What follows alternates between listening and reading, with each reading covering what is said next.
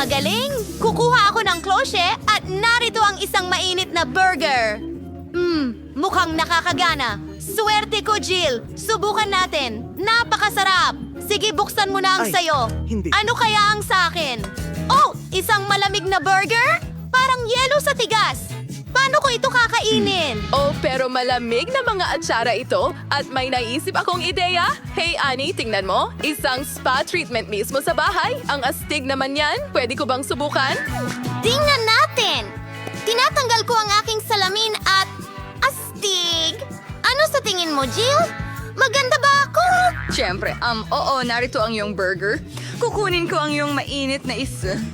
Sobrang gutom ko at ito'y napakasarap. Iyan na, Jill! Sa'yo na yan! Hoy, anong ginagawa mo? Kinain mo ba ang burger ko? Oh, Hoy, nakuha ko ikaw. ang frozen mong burger. Pero hindi ko ito mainit. Oh, Jill, akala ko ba magkaibigan Bakit? tayo? Ang sama naman yan.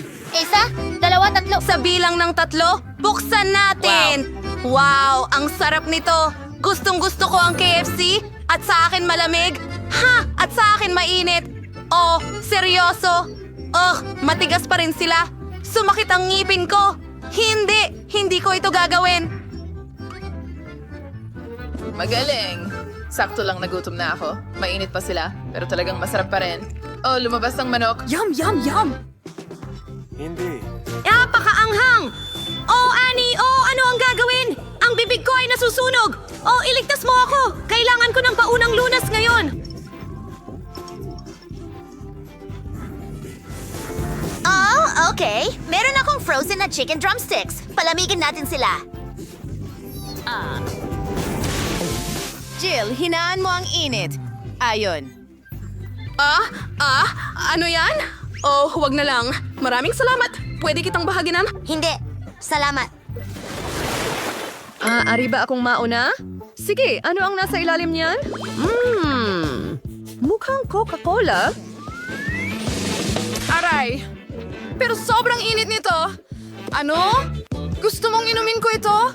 Sige, pero kailangan kong palamigin muna. Subukan natin. Oh, mainit pa rin. Ani, baka dapat ikaw na ang pumunta. Sige, anong meron ako? Isang frozen na Coke. Ano ang lasa nito? Hindi ko kaya ito. Oh, sige na. Hindi dumadaloy ang Coke. Oh, ganap na nagyelo. Iyan ang klase ng Coke na hindi ko pa natitikman.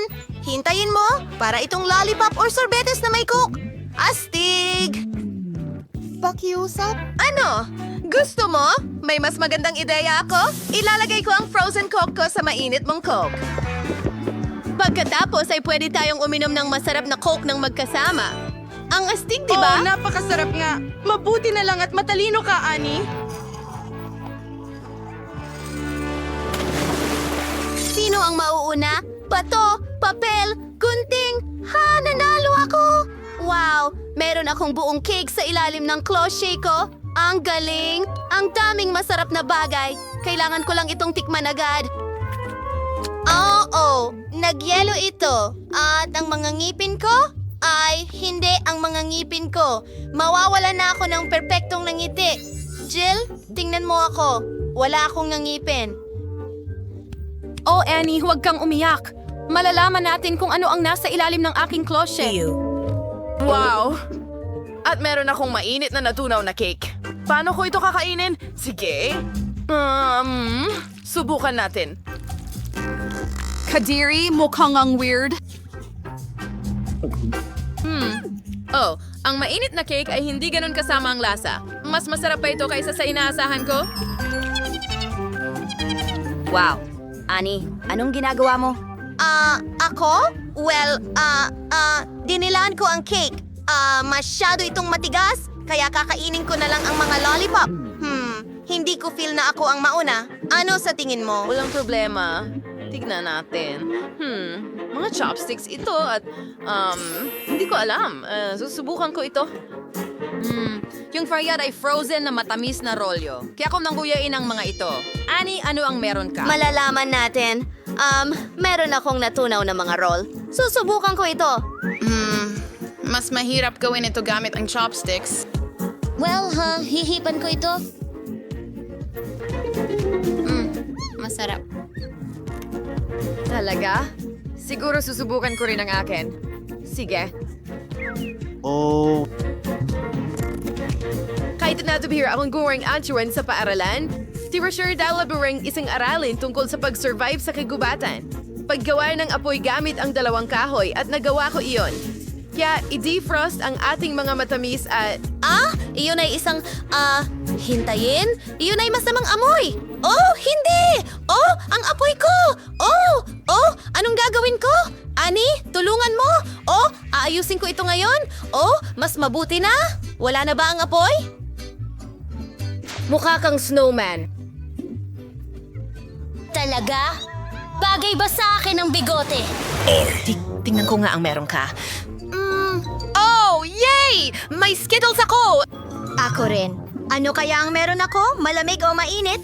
Tingnan natin. Hindi. Malamig ito. Mukha itong kakaiba, pero sana masarap ito. Oh, ang hirap naman. Hindi mo nga makagat. Mahusay. Dapat ko bang dilaan ito? Lasang regular na Skittles. Jill, ikaw naman. Magaling. Sigurado akong natunaw na mainit na Skittles ito. Susubukan ko ito ngayon. Hindi ko pa nakita yun dati. Pupwede ko na itong ibuhos direkta sa aking bibig. Ang sarap talaga! Ilagay natin ang straw at pwede ko na itong inumin na parang cocktail. Ani, mainggit ka! Bakit hindi ako gumawa ng laro ng pagbibilang? At ang una ay ikaw. Sino ang mag-aakala? Oh, ako ay nakakuha ng frozen ice cream. Oh, ang swerte ko! Ang sayaw mo ay mukhang katawa-tawa, pero tingnan natin kung ano ang meron ako. Nakakuha ako ng tunaw na sorbetes? Talaga? Oh, Seryoso? Napakatalo mo naman! Totoong frozen na ice cream ang nakuha ko. At saka, kailangan talagang kainin ito agad bago maging katulad ng sayo. Oh, ang sarap! Gusto ko pa! Ano ang gusto mo, Jill? Ang ice cream ko? Hindi ito sa'yo. Hindi ako magbabahagi. saksakan ng kaswapangan si Annie. Ano ang gagawin ko? Pero, teka, may naisip akong ideya. Mayroon akong malamig na gum.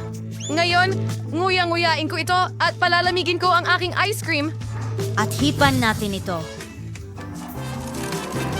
Ang galing! Ang ice cream ko ay napakalamig na ngayon. Ang galing, Jill.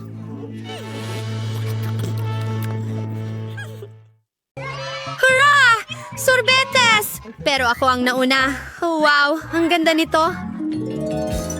Swerte, si Jill. Nakuha niya ang ice cream na ginawa ko mula sa Strawberry Baskin-Robbins. Nagdagdag ako ng ilang matatamis dito sa blender. Pagkatapos, dinurog ko ito lahat para maging perpektong halo.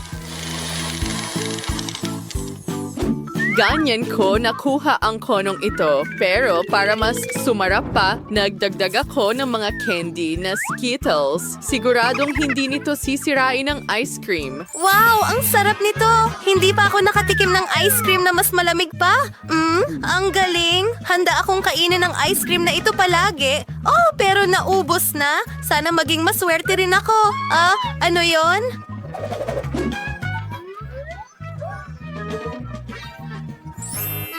Ani, sa simula akala ko rin na magkakaroon ka ng masarap na ice cream. Pero naisip ko na mas masaya kung magdagdag ng mabahong keso sa Vanilla Baskin-Robbins. Pagkatapos, hinalo ko ng mabuti ang lahat sa blender. Ganito ko nakuha ang makapal na halo na ito. Bukod sa lahat, itong mga nakakadiring bulate, sa tingin ko hindi nila alintana na kainin ang ice cream na ito mismo. Oh, hindi! Siguradong hindi ko ito kakainin. Ilayo mo sa akin. Oh, sino ang gumawa ng mga patakarang ito? Sige, kung hindi mo iisipin, hindi naman ito ganun kasama. Kahit na sino ang niloloko ko, nakakatakot ito. Hindi! Sa round na ito, maglalaro tayo? Ha? Ako ang una! Ano bang meron tayo? Ano? Jill, wala akong maipapasaya sa'yo ngayon dahil kailangan mong kumain ng ice cream na may mustasa. Lagi kong iniisip kung ano ang kalalabasan ng halo. Sana magpatawa ito sa'yo. Para sigurado, nagdagdag din ako ng sprinkle na parang pagkain ng pusa.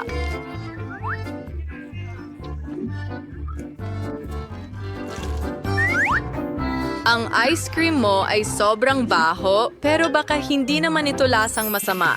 Ano ba yan? Malalaman natin ngayon! Kahit na ayoko talagang gawin ito. Oh, ang sama ng pakiramdam nito. Pero kailangan kong gawin, isa itong hamon. Sige na, alis! Oh, nagawa ko. Oh, ito ay talagang nakakadiri. Ani, ikaw na. Ano ang kasama sa ice cream ko? At ikaw, Annie, nakakuha ng super sarap na chocolate ice cream. Nagdagdag din ako ng chocolate syrup dito. Sa totoo lang, kahit ako hindi tatanggi sa ganyan. Tara na!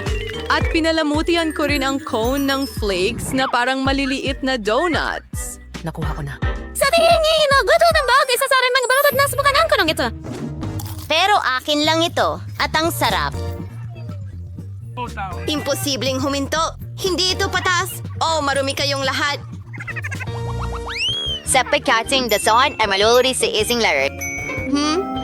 Oh, ako na naman ang pangalawa. Sa wakas, hooray! Oh, talagang maswerte ka. Para gawin ito, hinalo ko ang vanilla ice cream sa ilang donuts sa blender. Sa tingin ko, ginawa nitong hindi malilimutan ang lasa ng iyong cone at syempre, para sa kagandahan, maglalagay ako ng kaunting makukulay na sprinkles sa ibabaw. Ganyan lang. Kahit na, sino ba ang niloloko ko, magdagdag ng maraming sprinkles. Napakaastig nito. Oo, wala pa akong natikmang mas masarap pa. Oh, dapat may masarap din ako. Oh, bakit ang baho nito?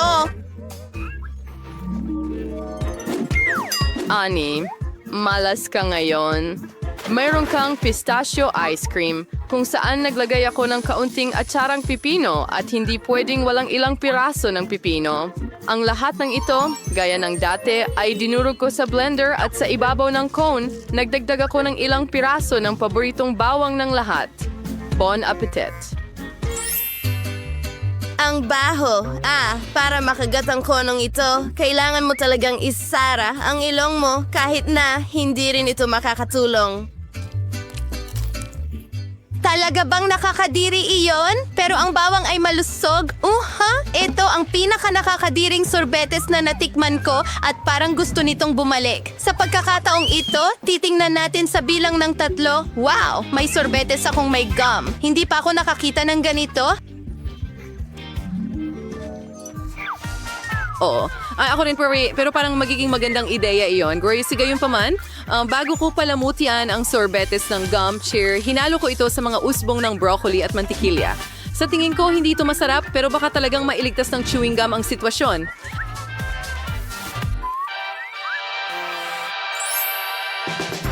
Subukan natin! Ano? Broccoli? Isda? Hew, nakakadiri. Umaasa ako na masarap ang ice cream ko, kaya maswerte ako ngayon!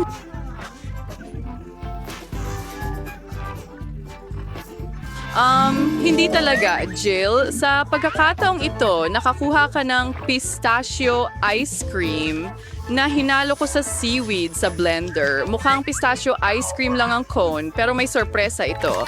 At naisip ko rin na magiging napakaganda kung palamutian mo ito ng mga chocolate balls.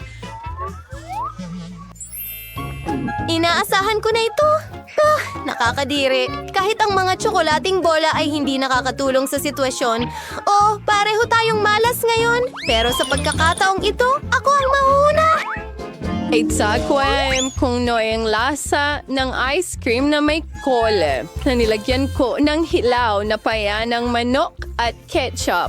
Sana maging napakasarap nito, lalo na pagkatapos kong palamutian ang cone ng maliliit na marshmallow. Tingnan mo kung gaano sila ka-cute. Mukhang napakasarap. Tingnan natin kung totoo. Kasuklam-suklam. Hindi. Naawa ako sa'yo, kaibigan. Tingnan natin kung ano ang meron ako. Napakasimple lang ngayon. Nagdagdag ako ng sibuyas sa karaniwang vanilla ice cream at pagkatapos ay pinuno ko ito ng Nutella. Pero parang papatayin ng sibuyas ang buong lasa. Oo, sige, kaya nagdagdag ako ng ilang marmalade bears sa ibabaw. Baka mailigtas nila ang sitwasyon. Mukhang masarap ang cone. Alamin natin kung totoo. Blah, parang may naglagay ng sibuyas sa ice cream. Anong bangungot? May luha pa ako. Oo, ang baho talaga. Kaya, pero huwag mag-alala. Kailangan lang nating magkasama sa mahirap na panahong ito. Ako ang mauuna. Sana sa pagkakataong ito, masarap ang ice cream. Depende kung paano mo ito tignan dahil hinalo ko ang masarap na ice cream sa parehong masarap na Oreo cookies at pagkatapos ay nagpasya kong hindi makakasama ang kaunting nuggets. At para maging mas kaakit-akit ang aking obra maestra, naglagay ako ng ilang Cheetos dito, ganun lang.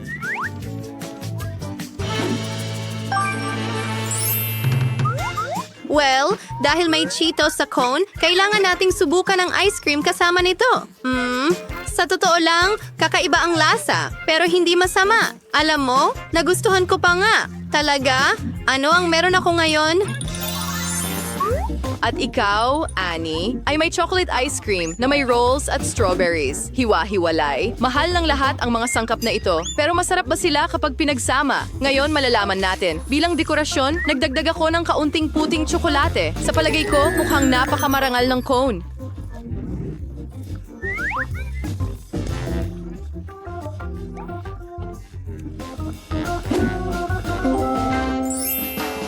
Iniisip ko kung gaano kasarap ang cone.